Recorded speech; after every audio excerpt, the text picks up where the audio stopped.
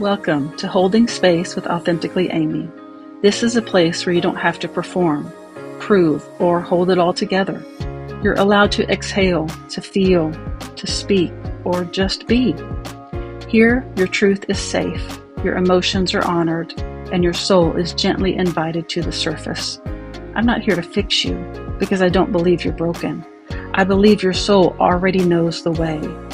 My role isn't to give you advice, but to hold a steady frequency of love so you have space to rise. This podcast is an extension of my own healing. If you're here, you belong, and I'm honored to sit beside you. Welcome to another episode of Holding Space with Authentically Amy. I'm your host, Amy Thurman, and I'm so glad you're here. Thanks for tagging along for yet another episode. You guys are amazing. You share these. You love what we're doing here in this Holding Space podcast, and I'm just so grateful to be able to offer this to the world. I'm honored to have Tim here today. Tim, thank you for joining me. I'm glad you've invited me. I look forward to it, I think. Right? I mean, seriously, you never know what's going to happen in these episodes.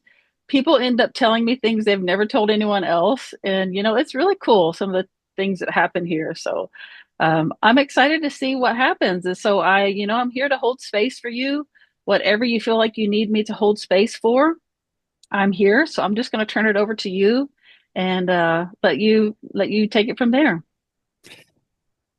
Well, what I'm going to talk about, to be honest with you, Amy, is different than what was in my head in thinking about this podcast. Mm-hmm. And it was prompted by a question I saw on one of the pages about you, that one of the things that you often ask is the question that relates something like, what feels heavy on your heart that might help you to talk about today? Yeah.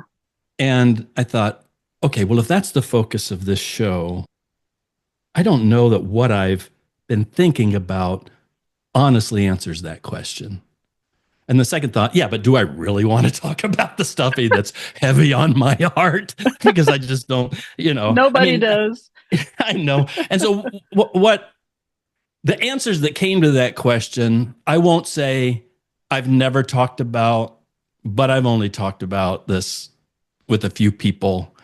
And I'm rather public in a lot of ways, but this is not something that I've talked about publicly before, because I think my honest answer to that question is another question that's shown up in my life repeatedly, especially in the last year. And that question is, how do I matter? Mm-hmm. Or do I matter? Yeah. I'm 68.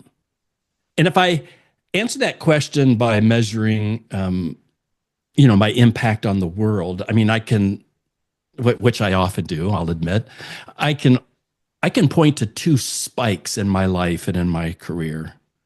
One was in the late 1990s. One was in the years that preceded COVID. And those are times I can look back and say, I was having impact. I was known. I was speaking, I was providing resources, I was doing all of these things by those, the measures that we think, I must be important, I must be something. Sure. But both of those periods ended with incidences that were either failures or disappointments, which affected how I saw myself.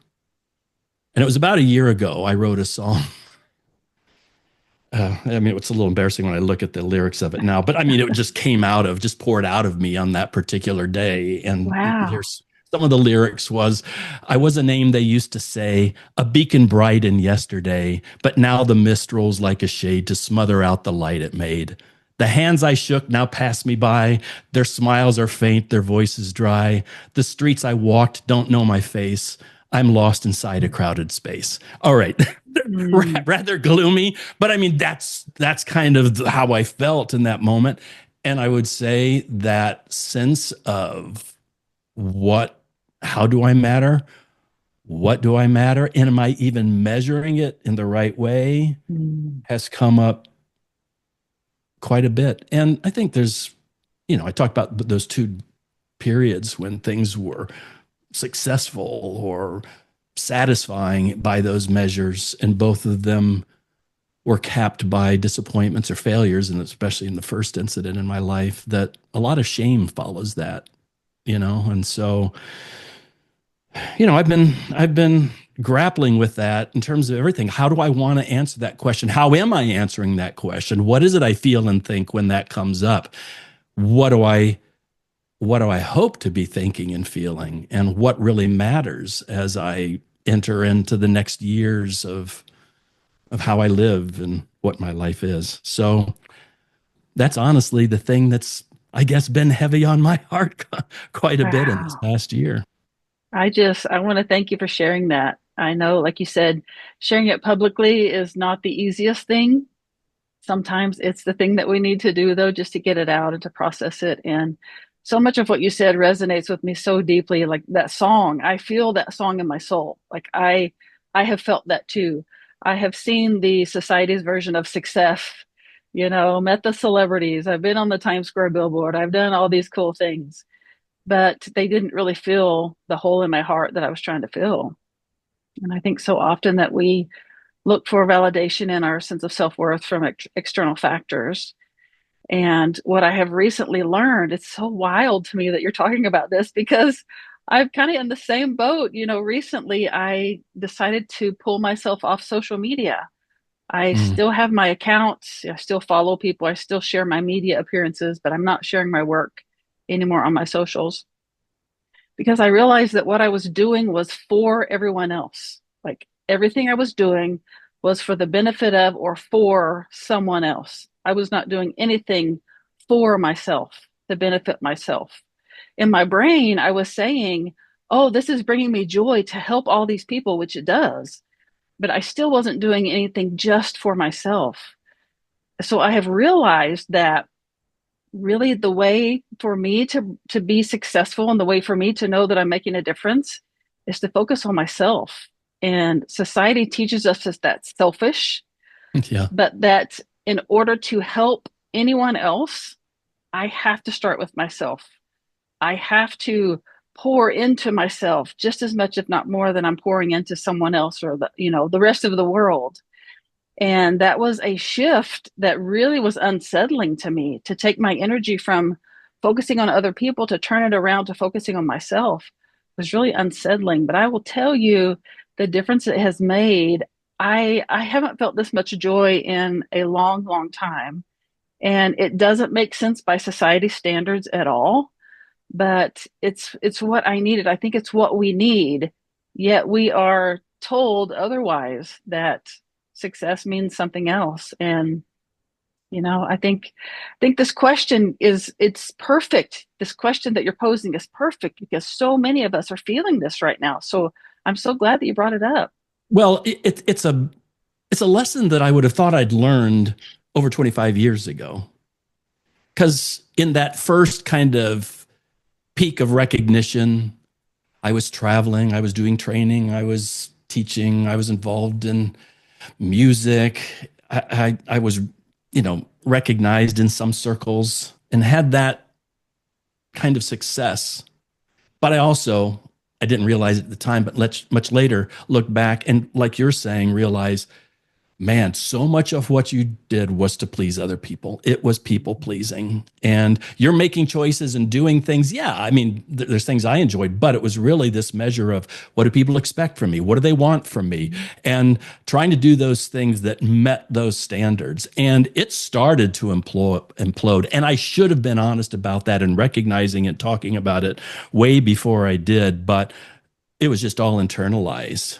And the thing that changed all of that over 25 years ago was the way that it exploded out of my life was in my choice to cheat on my wife after 16 years of marriage and thinking I'd never be that guy.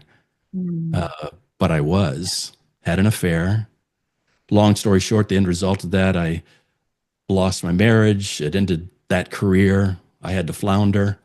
And that wasn't my rock bottom. It should have led me to it, but I didn't really recognize the stuff I needed to learn about myself. Hmm. I was like, oops, I did a bad thing. I know, look at all the consequences. But the stuff in me that needed to change, I really hadn't given attention to until several years later when I realized, man, there's still stuff that's not quite right in my life. And I think I'm the problem.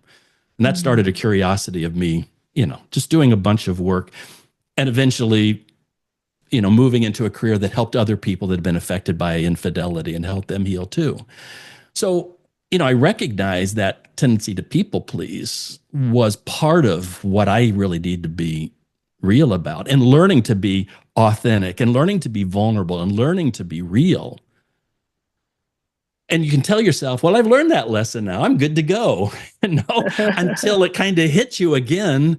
And then you're Oh, like, oh, and the tendency is like, oh, I need to bury those feelings down because I don't want other people to say I'm perceived as someone who has all the answers now, and I look at what I've achieved and look what I've done. I can't still be struggling. I can't still be wondering, does my life have worth and value? I mean, that comes from someone that doesn't have it all figured out, and I have it all figured out. Just having to be, I'm okay. Okay, there's stuff I'm still figuring out.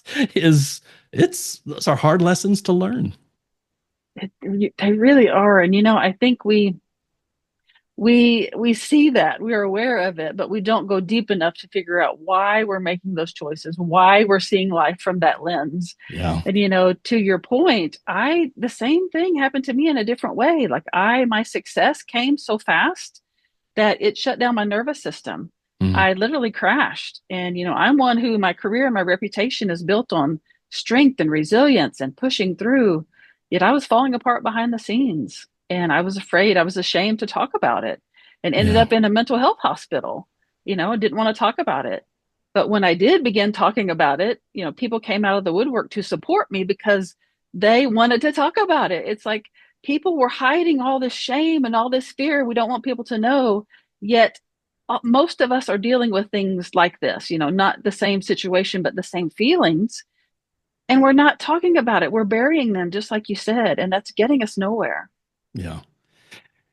I spent quite a few years on the other side of healing, like I say, just pouring myself into understanding infidelity, helping other people through it, helping couples, individuals, creating online resources, all that sort of stuff. And that's when a new kind of, recognition, oh, here's someone that has value. Here's someone that, that can help. And back in 2019, when I built the fairhealing.com website and a few years later started a podcast. I mean, there weren't as many people out there doing this sort of thing back then. And so it was easy to find me and there was recognition. I did, remarry. And the woman that I married, she went back to school and got her degree in counseling. And we built a practice together and brought a third person in with us. And we did that as a team. She assisted in the podcast and a lot of the resources that came out. And then just before COVID, we had planned to move up from Florida, where our practice was, up to the Midwest to be closer to family, to be closer to my kids. And then a series of things began happening. And long story short, and I don't want to tell her story, Sharon and I still work together. We're great friends and we care about each other and love each other, but we divorced. I moved up here. She moved to her family in California, which I thought was a temporary thing, but it then turned into something that was more permanent. And we were cooperative through it all. We talked about it through it all. Like I say, we still care about each other and and are great co-workers and friends. But at the same time, it's going, okay, here I have this thing about you can have success on the other side of infidelity, and you can learn to be healthy in your relationships, learn how to build intimacy and connection. And now I'm in a marriage with my co-coach and counselor here, and we're not married anymore. She's on the other side of the country and I'm here, and we're working together, but not as husband and wife. And I stopped doing the podcast. I stopped contributing to resources. I stopped doing all that because I didn't know how to be honest and real about that reality in my life. And then when I came back on a year ago to start contributing to resources, I just reset everything without even addressing, like, oh, those of you that remember my wife and I, now we're just co-coaches along with Jennifer still. We work together, care about, but we're not married anymore. I've never talked about it. A couple of people have Yeah. emailed and said, wait, weren't you guys, didn't you used to be married? And, Sharon and I Yeah. talk about it, and we've even talked about, maybe we should just do a podcast where we talk about that. So, people Yeah. know it wasn't because of infidelity. It wasn't because of the reasons people might fear.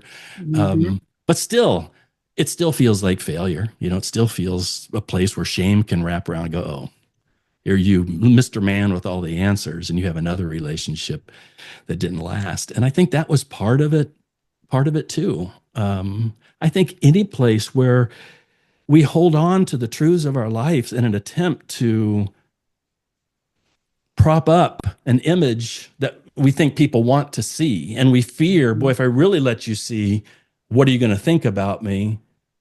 I know that's not a safe place for me to be. I know that the cost of that in the long run is going to be greater than the cost of being honest and having some people go, oh, I guess I'm not interested in your stuff anymore, if that were to happen. And Hmm. some people may have that opinion. And yet the tendency still is to, yeah, I'll just deal with that on my own. Let me just keep it in. And look, I'm not saying I need to go out in the street corner and announce every little thing, and Right. write this song and stand out with my guitar. Listen to my sad song. I don't know that we Right. need to do that. But at the same time, there has to be space for being real.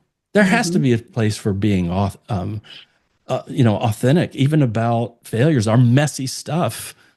And even in this context of the people that I work with, I've just been challenged like, okay, are you going to practice what you preach? Are you just going to, when it makes sense to be honest, are you going to be honest? Or are you going to try to twist it in a way that people can still be guessing, or if they didn't know, they don't? I just, you get tired of the game, Even though I thought I'd learned Yeah. that lesson, here I am Yeah. having to struggle through it again.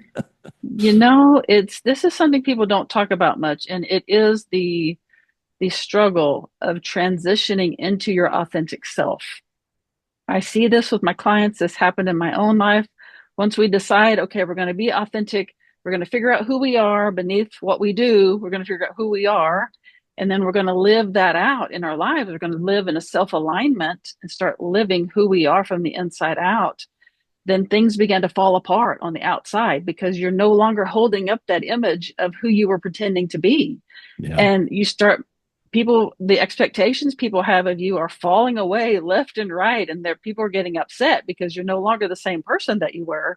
And it does this transition into becoming your authentic self does feel like things are just imploding or exploding because you're losing people. It ended in my divorce. I fired some friends. Literally I felt like I was just like you, starting over. But if you keep on that path, that authentic self, and learning to embrace who you are and holding to that, it leads you to a beautiful place. And you will start to draw in those people who are attracted to who you are authentically, where you don't have to pretend. Yeah. So I'm wondering if you're finding that too. I do. And I think that's the thing that's so frustrating in a way, is because I believe all of that.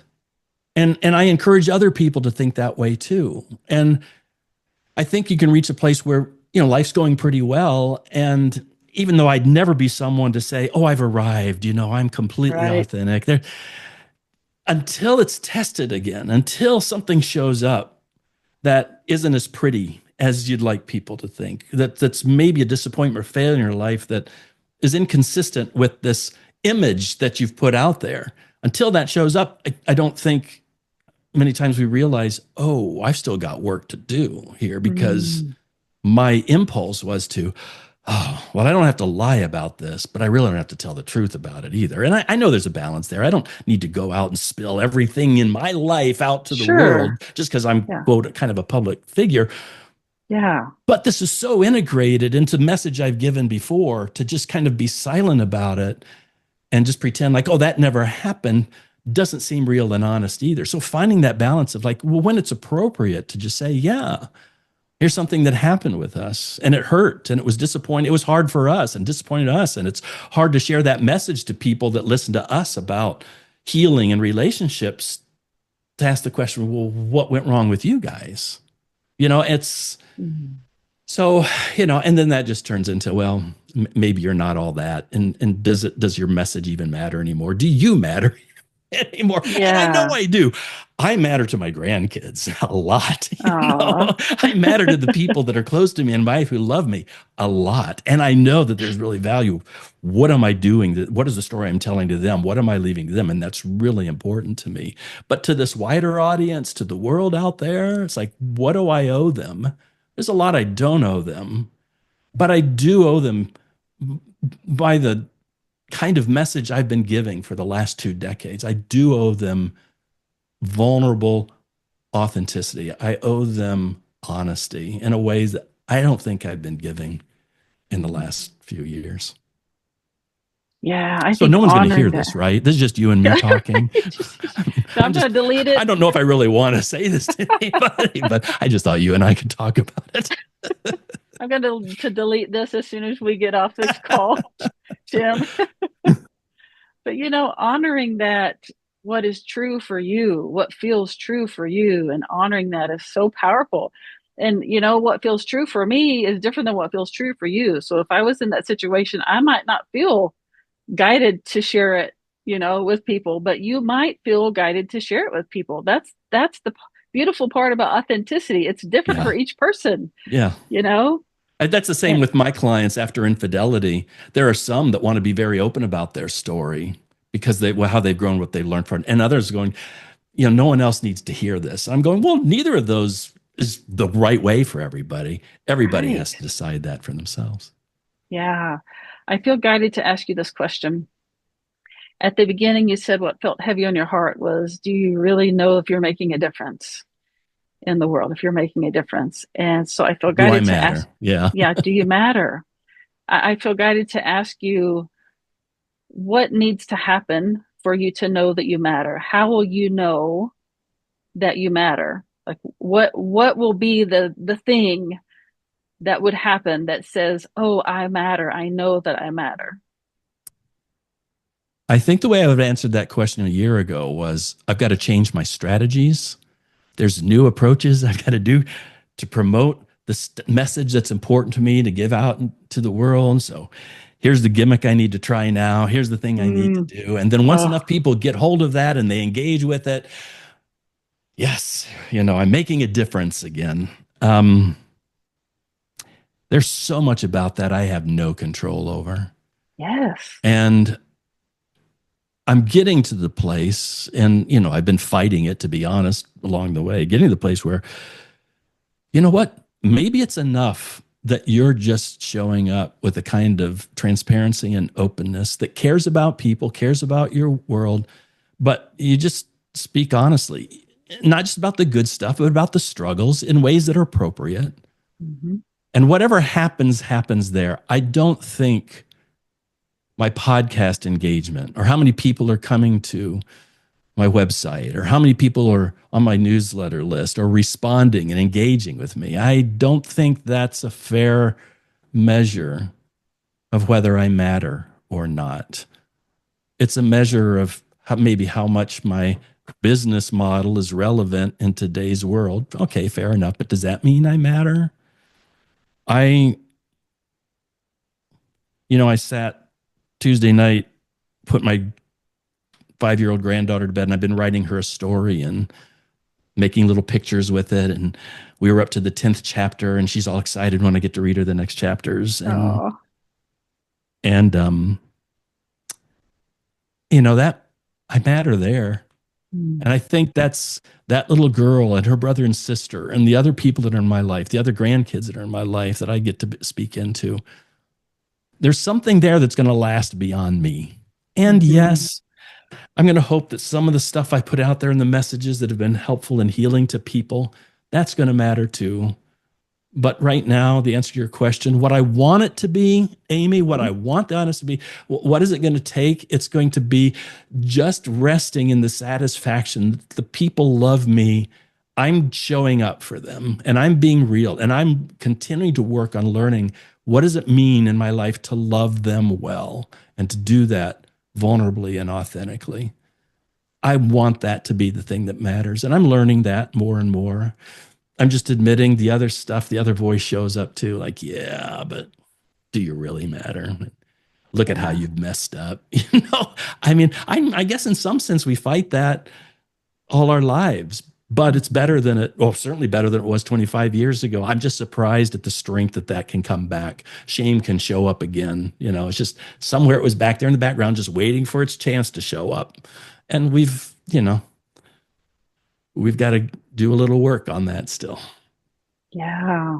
Yeah. This more attention we give it, the stronger it gets. So you know that you matter to your grandchildren. That's obvious. So is that enough? Just knowing that you matter to them. Well, I won't lie that when I get emails from people that I've helped and they talk about the difference in their lives or in those marriages, that matters to me too. Hmm. That tells Yeah. me, oh, all that wasn't just stuff you did because you wanted to do it. It has made a difference. It is making a difference in these lives and in these marriages. Um, so yeah, there's something about all that is important to me as well. I just want those things to come more naturally out of the result of what I give, whether I get Mhm. the report back like, oh, more people are listening this week than last week or not. Yeah. That if it's getting out there in whatever way I can continue to put it out and to do that as creatively and honestly and as authentically as I can. Yeah, when that comes back with, oh, thank you, that helped me, that matters too. You know, Mhm. I just think that Yeah. that's maybe taking a back seat to the other stuff. Yeah. That Yeah. the core of people that are most important in my life. I want that to be where I'm probably showing up most and trying to do more to matter to them. Hmm. I think we do this chasing what matters, chasing what we think makes us matter is where the disconnect comes in. Instead of allowing ourselves to sit in, oh, I matter here. I know that I matter here. I know that this is making me feel like I'm important and that I matter is not as strong as chasing what we think might make us matter more. Does that make sense? Mhm. There's a great disconnect there. So I feel like we really have to shift that focus back on this is where I know that I matter. And I really need to process that. I really need to own that. I really need to allow my body to feel that and know that I matter. And, it goes back to what I was saying in the beginning that it's, focusing more on us, on ourselves, and how we are pouring into ourselves. And it's beautiful. You sharing that, it made me emotional, listening to you talk about reading your granddaughter that book that you're writing for her. And it's what you're doing is so beautiful in so many ways. Well, I appreciate that. You know, um, I'll, Yeah. the stuff that keeps showing up, just I'm going to keep working on it. I want it to be a good story. Not by other people's measures, but by that stuff Hmm. I've been learning in myself. Like, no, I know what it means to be me. I'll keep I'll keep working to be more and more like that as life goes on, and whatever Yeah. benefit, first of all, to the people that love me and I love to them, of course, that's the most important, and to whatever opportunity sharing that with others that may need to hear it. That's good bonus stuff. But yeah, kind of letting go of my grip of, but I need that affirmation in my life, Right. so I don't keep writing the last glimmer part 2, the last glimmer part 3, and more versions of that song in the future. Yeah. That's so good. It's so good. And people tell me often that I serve as a permission slip because I'm so authentic and vulnerable. I serve as a permission slip to give other people permission to do the same. And I see that with you too, like that you're owning who you are authentically. You're choosing, especially right now, to be vulnerable. And that will give other people permission to do the same. People will say, oh, he's doing this, she's doing this, and it's not the end of the world. Maybe I can do that too. And I I think we don't understand the power in just being who we are and allowing people to see and get to know us as our authentic selves. It's very, very powerful. Yeah, yeah, I agree. The Yeah, there's research that shows that we think that love is the most powerful force on the planet, but it's really not. That authenticity actually has a higher frequency than love. Mm. So you think about the power that love has, that unconditional love. Think about someone who has loved you unconditionally. It makes me emotional to think about that. Authenticity is even more powerful than that.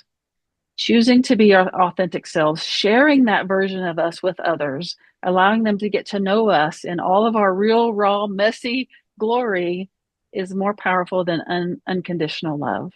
Isn't Well, I that know my wild? experience. Yeah, yeah. I think my experiences would validate that in the sense that as I meet people, see people, observe people, there's something about the ones that are authentic, aren't practicing authenticity, but Yes, living authentically. Because I know right? how to practice it and step on the stage and look how vulnerable I'm being. I know how to do all this Yes. stuff. Oh, But when you yes. see and you experience those people, that I mean, it's just you can sense it. And I'm drawn to people like that.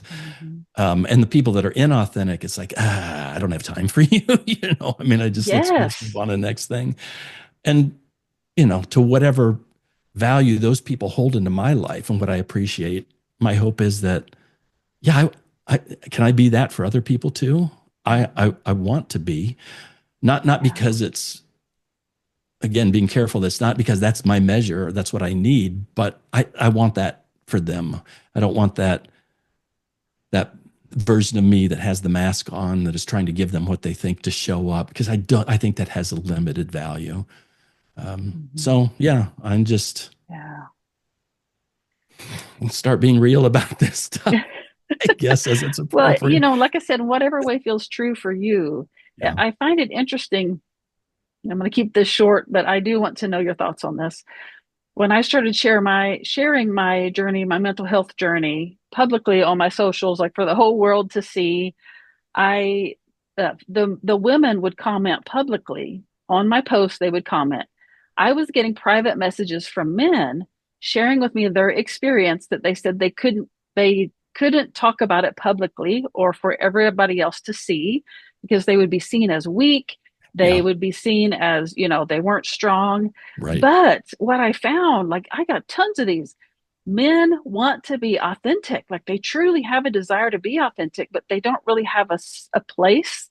Like society doesn't really allow that. Do you think that's true? I think it has been true. I think there are more Yeah. places opening up to give men, excuse me, to give men an opportunity to find space for that.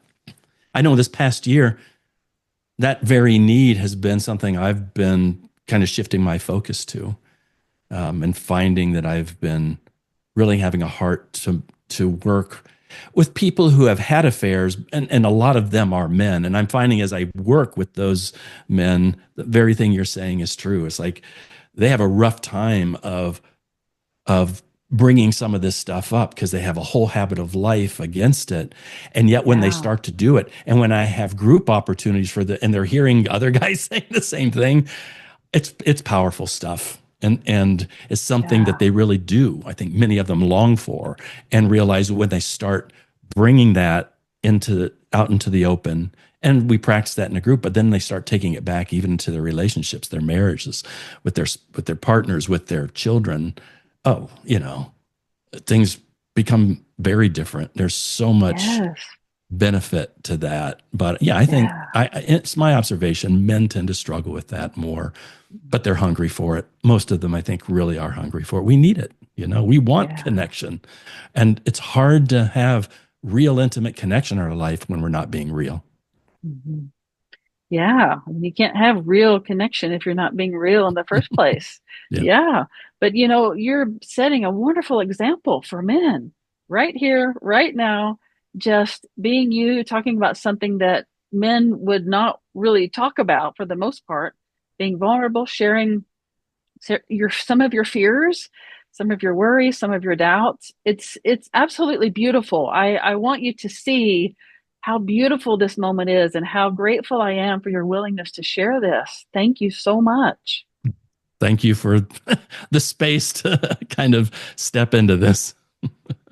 Yeah, yeah, of course. I would love for you to share, if you would, a little bit more about what you do and how people can reach you if they'd like to get a hold of you, work with you, or just know more about you and your authentic self.